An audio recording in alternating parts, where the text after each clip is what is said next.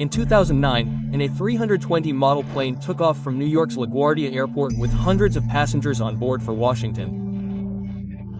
The passengers were sitting in the cabin. Some were looking out the window and watching the clouds. Some were looking at pictures of loved ones on their mobile phones. The cabin crew was giving regular instructions.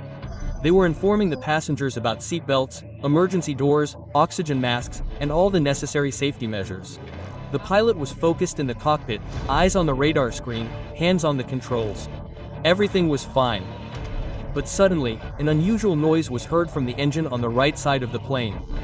Through the window of the plane, a lot of lightning was seen outside. After a while, a lot of rain also started. One side of the plane was damaged by the lightning strike.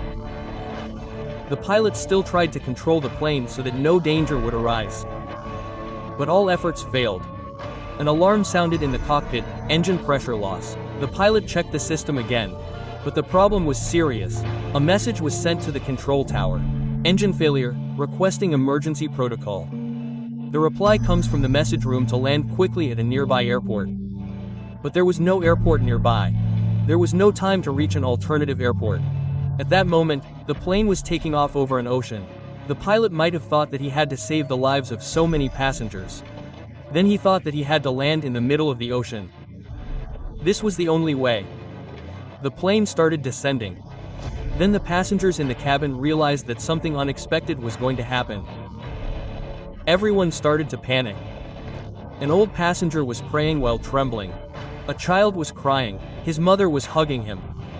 Kevin, the crew, warned the passengers, fasten their seatbelts. Keep your head down, stay calm. Panic spread among everyone. The plane started descending slowly. With a huge jolt, the plane landed in the water. Water spilled out. The lower part of the plane was damaged. The lights went out in the cabin. Water started to enter some parts. But the plane was still floating. The cabin crew opened the door. Life jackets were distributed quickly. Passengers were getting out one by one. Some knew how to swim, some didn't. The pilot himself came out and rescued the passengers. There was panic and screaming all around.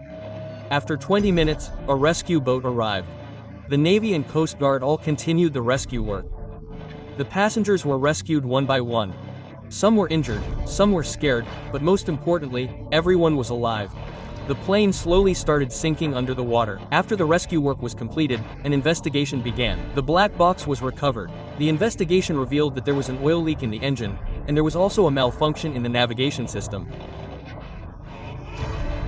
The question arose, why couldn't the plane land at an alternate airport? The reason is that when the plane malfunctioned, the plane was in a place where there was no nearby airport. There was also very little time at hand. As a result, the plane had to land at sea.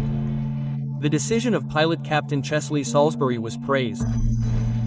His cool-headed leadership, skill and bravery saved the lives of the passengers. The cabin crew and rescue team all made the impossible possible. The passengers went back to their lives. But that moment, that fear, will remain etched in their minds for the rest of their lives. One passenger on that plane said, "I don't want to get on a plane again." Another said, "The pilot gave us a second life." All in all, this incident is not just an accident. It is a story of survival from death.